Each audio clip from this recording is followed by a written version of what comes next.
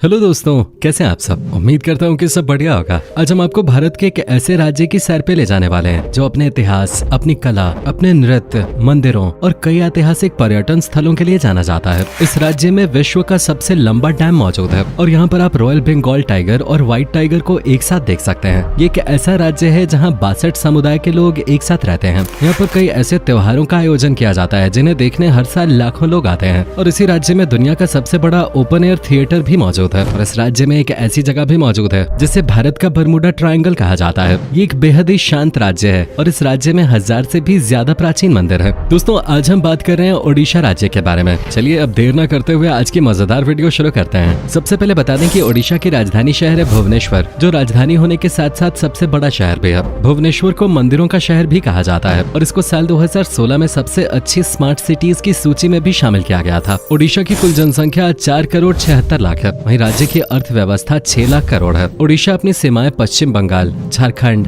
आंध्र प्रदेश और छत्तीसगढ़ के साथ साझा करता है। राज्य का 500 किलोमीटर से ज्यादा कोस्ट एरिया है। यही वजह है कि सैकड़ों सालों से ओडिशा के तटों का इस्तेमाल प्रमुख बंदरगाहों के तौर पे किया जा रहा है। दोस्तों, ओडिशा एक ऐतिहासिक जगह है और इस राज्य का इतिहास हजारों साल पुराना है। इससे पहले उत्कल और कलिंग नाम से जाना जाता था। इसके बाद भी इस राज्य का नाम समय समय पर कई बार बदला गया। अंतिम बार साल 2011 में इस राज्य का नाम ओडिशा से बदलकर ओडिशा किया गया था। इस राज्य पर मुगल, ब्रिटिशर्स, मराठाओं और हैदराबाद के नवाबों के अलावा अनेकों साम्राज्यों ने शासन किया है। मौर्य शासक सम्राट अशोक के लिए भी ये राज्य काफी अहम था। सन 261 ईसा पूर्व के दौरान यहीं पर कलिंग युद्ध लड़ा गया था, जिसमें हजारों लाखों की संख्या में सैनिक मारे गए थे। इस युद्ध के बाद ही अशोक का हृदय परिवर्तन हुआ था और उन्होंने बौद्ध धर्म को अपनाया था। आपको जानकर हैरानी होगी कि दूसरे विश्व युद्ध के दौरान हिटलर ने भी ओडिशा राज्य पर कब्जा करने की कोशिश की थी, क्योंकि हिटलर का मानना था कि इस राज्य में इतने प्राकृतिक संसाधन मौजूद हैं जिसके जरिए दुनिया की कोई भी जंग जीती जा सकती है। कहा जाता है कि जर्मनी की सेना पूरी के समुद्र तट तक भी पहुंच गई थी, लेकिन फिर भी हिटलर इस राज्य पर कब्जा नहीं कर पाया। क्या आप जानते हैं कि ओडिशा भारत का पहला ऐसा राज्य है जो भाषा के आधार पर अलग हुआ था। 1 अप्रैल 1936 को ब्रिटिश साम्राज्य के दौरान भाषा के आधार पर ओडिशा को एक अलग राज्य का दर्जा दे दिया गया था। ओडिशा में सबसे ज्यादा ओडिया भाषा का इस्तेमाल किया जाता है, लेकिन इसके अलावा संबलपुरी और अंग्रेजी भाषा का इस्तेमाल भी यहाँ पर लोग करते हैं। राज्य की लगभग 60% आबादी आज भी कृषि पर ही निर्भर करते हैं। नारियल, चावल, गन्ना, मूंगफली, दाल, जूट और हल्दी की खेती यहाँ मुख्य तौर पे की जाती है। बंगाल की तरह ही ओडिशा में भी मछली एक प्रमुख डिश है। 100 से ज्यादा प्रजातियों की मछलियाँ यहाँ पर खाई जाती हैं और इन मछलियों से कई लाजवाब पकवान भी तैयार किए जाते हैं, जिन्हें देखकर ही लोगों के मुंह में पानी आ जाता है। ओडिशा में अमारडा एयर स्ट्रिप नाम की एक जगह है जो दूसरे विश्व युद्ध के दौरान एक एयरपोर्ट की तरह इस्तेमाल की गई थी, लेकिन ये जगह बरमूडा ट्रायंगल की तरह ही रहस्यमय है, क्योंकि यहाँ पर आज तक कई विमान हादसे हो चुके हैं। इस जगह पर पहुँचते ही आसमान में 2 हवाई जहाज आपस में टकरा जाते थे और कई बार उड़ते हुए प्लेन का अचानक बैलेंस बिगड़ जाता था। साल 2018 में आखिरी बार यहाँ पर विमान हादसा देखने को मिला था। हालांकि पिछले 75 सालों से इस जगह का इस्तेमाल नहीं किया गया है और ये जगह पूरी तरह से वीरान पड़ी है। विमानों के अचानक क्रैश होने के कारण कुछ वैज्ञानिक ज्यादा यूरेनियम और रेडियो एक्टिव पदार्थ को मानते हैं, लेकिन इसका रहस्य आज भी खुलकर सामने नहीं आया है। दोस्तों, ओडिशा भारत का सबसे बड़ा स्टील उत्पादक राज्य है। हर साल 18 मिलियन मीट्रिक टन से ज्यादा स्टील का उत्पादन ओडिशा करता है। ओडिशा के राउरकेला में एक प्रमुख स्टील प्लांट भी लगा हुआ है और ओडिशा का कोरापुट बंदरगाह भारत का सबसे बड़ा बंदरगाह है। आपको बता दें कि ओडिशा राज्य में एक ऐसा पत्थर पाया गया था जो विश्व का सबसे पुराना पत्थर माना जाता है। मयूरभंज में पाया गया एक पत्थर लगभग 3 करोड़ साल पुराना है। वहीं हमारा प्लैनेट 4.5 करोड़ साल पुराना है। दोस्तों, ओडिशा विभिन्न संस्कृतियों वाला एक अनोखा राज्य है। यहाँ पर आपको कई हरे भरे जंगल, मंदिर, सुंदर झरने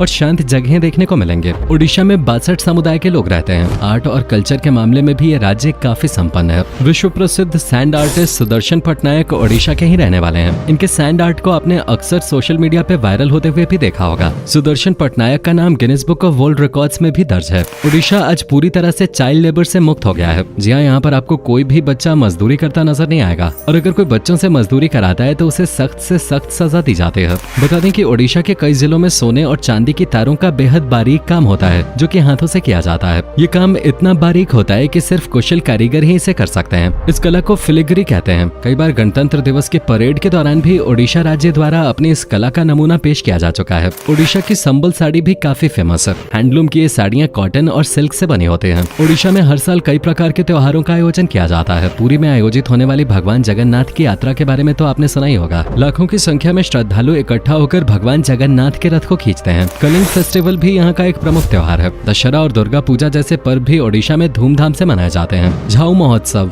शीतल षष्ठी, चंदन यात्रा और कोणार्क डांस फेस्टिवल जैसे कई त्योहार ओडिशा में मनाए जाते हैं। इन त्योहारों में ओडिशा की अद्भुत संस्कृति और परंपरा की झलक देखने को मिलती है। ओडिशा का ओडिशी नृत्य पूरी दुनिया में प्रसिद्ध है। अनेकों बॉलीवुड स्टार्स ओडिशा आकर ये खास कला सीखते हैं। पाला, घुमुरा, कर्मा, धाप, दलखाई जैसे अन्य कई लोक नृत्य ओडिशा की पहचान है। ओडिशा राज्य का खाना भी लाजवाब होता है। ओडिशा आकर अगर आपने यहाँ का स्ट्रीट फूड नहीं चखा तो आप काफी कुछ मिस कर सकते हैं। दही बड़ा, आलू दम और पहाल रसगुल्ला, छेने से बनी मिठाइयाँ और भेलपुरी तो ओडिशा में फेमस है ही, लेकिन ओडिशा की सबसे प्रमुख डिश का नाम दालमा है। इसके अलावा क्रैब, चिकन, मटन और मछलियों की भी कई डिशेज आपको यहाँ खाने को मिलेंगे। ओडिशा राज्य साफ सुथरा माना जाता है। खासतौर पर यहाँ के बड़े शहरों में आपको काफी साफ सफाई देखने को मिलेगी। देश को सैन्य रूप से मजबूत बनाने में भी ओडिशा का महत्वपूर्ण योगदान रहा है। फाइटर प्लेन तेजस एयरक्राफ्ट बनाने के दौरान ओडिशा के डॉक्टर कोटा हरि नारायण ने ही पूरी टीम को लीड किया था। ओडिशा के एपीजे अब्दुल कलाम आइलैंड पे अक्सर मिसाइल की टेस्टिंग की जाती है। भारत के शक्तिशाली मिसाइल्स जैसे आकाश, पृथ्वी, ब्रह्मोस और अग्नि जैसी कई मिसाइल्स का परीक्षण इसी आइलैंड पे किया गया है। दोस्तों, ओडिशा राज्य अपने मंदिरों के साथ साथ अपने नेशनल पार्क्स के लिए भी जाना जाता है। चलिए अब हम आपको ओडिशा में घूमने लायक प्रसिद्ध जगहों के बारे में बता देते हैं। ओडिशा के पुरी में स्थित भगवान जगन्नाथ का मंदिर पूरे राज्य का सबसे प्रसिद्ध दार्शनिक स्थल है। 4 धामों में से एक धाम यही मंदिर है। 12वीं शताब्दी के दौरान इस मंदिर का निर्माण कराया गया था। इसमें भगवान जगन्नाथ के साथ साथ बलभद्र और देवी सुभद्रा की आराधना भी की जाती है। यहाँ पर रोजाना 10,000 से ज्यादा लोग भोजन भी करते हैं। 200 चूल्हे और 400 रसोइये इस मंदिर के विशाल रसोई में काम करते हैं। पुरी का बीच भी सैलानियों के बीच काफी लोकप्रिय है। सर्फिंग के दीवानों के लिए ओडिशा जन्नत से कम नहीं है। यहाँ हर साल सर्फ फेस्टिवल का आयोजन होता है, जिसमें देश विदेश से लोग अपनी अद्भुत प्रतिभा का प्रदर्शन करने आते हैं। ओडिशा के भुवनेश्वर शहर की स्थापना राजा शिशुपाल द्वारा की गई थी।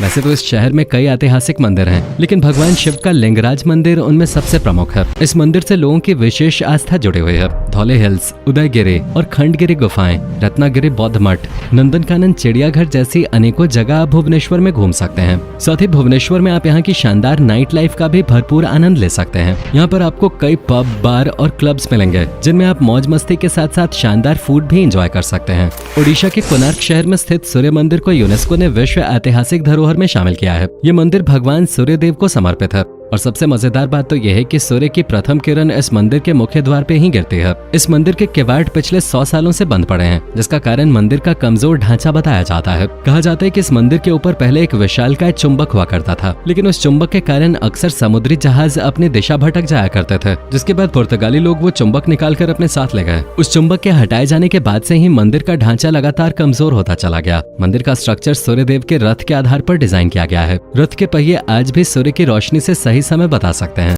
जयपुर ओडिशा की वो जगह है जो प्रकृति प्रेमियों के लिए जन्नत से कम नहीं है। यहाँ के हरे भरे जंगल, घाटियाँ, झरने हर किसी का मन मोह लेते हैं। कई प्रवासी पक्षी भी आपको यहाँ देखने को मिलेंगे। यहाँ दरिंगबाड़ी नाम का एक गाँव है, जिसको ओडिशा का कश्मीर कहा जाता है। यहाँ 3000 फीट की ऊंचाई पर स्थित एक हिल स्टेशन है और ये ओडिशा की एकमात्र जगह है जहाँ सर्दियों में बर्फबारी होती है। ओडिशा के पंपोश इलाके के हनुमान वाटिका में 108 फीट ऊंची हनुमान जी की प्रतिमा लगी हुई है, जो पूरे राज्य की सबसे बड़ी मूर्ति है। सिलमीपाल वाइल्ड लाइफ सैंक्चुअरी भी ओडिशा आने वाले पर्यटकों के बीच काफी लोकप्रिय है। कटक ओडिशा का दूसरा सबसे बड़ा शहर है और पुराने समय में ओडिशा की राजधानी हुआ करता था। इस शहर का इतिहास 1000 सालों से भी ज्यादा पुराना है। यहाँ पर आप Mahanadi barrage, Bhitarkanika wildlife sanctuary, Bhattarika temples जैसी जगहों पे घूमने के लिए जा सकते हैं। पारादीप बंदरगाह ओडिशा का एक प्रमुख बंदरगाह है। यहाँ के समुद्री तट पे सनसेट का नजारा देखना काफी अच्छा लगता है। ओडिशा में ही स्थित चिलिका लेक एशिया की सबसे बड़ी खारे पानी की झील है। यहाँ पर आप बोटिंग के साथ साथ 160 से ज्यादा प्रजातियों के पक्षी देख सकते हैं। ओडिशा का हीराकुंड डैम दुनिया का सबसे लंबा बांध है, जिसकी लंबाई 56 किलोमीटर है। हीराकुंड डैम 1956 में बनकर तैयार हो गया था। साथ ही बता दें कि ओडिशा के मध्य में सियालिया नाम का एक गाँव है, जहाँ लोग रात को भी अपने घरों के दरवाजे खुले रख के ही सोते हैं। ओडिशा की हुमा मंदिर संबलपुर शहर से 23 किलोमीटर की दूरी पर और महानदी नदी के बाएं किनारे पर स्थित है। हुमा मंदिर की खासियत ये है कि ये एक लीनिंग टेम्पल है। ये एक शिव मंदिर है जो कि संबलपुर के 5वें राजा बलियर सिंह के शासनकाल में बनाया गया था। ओडिशा में दुनिया का सबसे बड़ा ओपन एयर थिएटर है। इसमें धनु जात्रा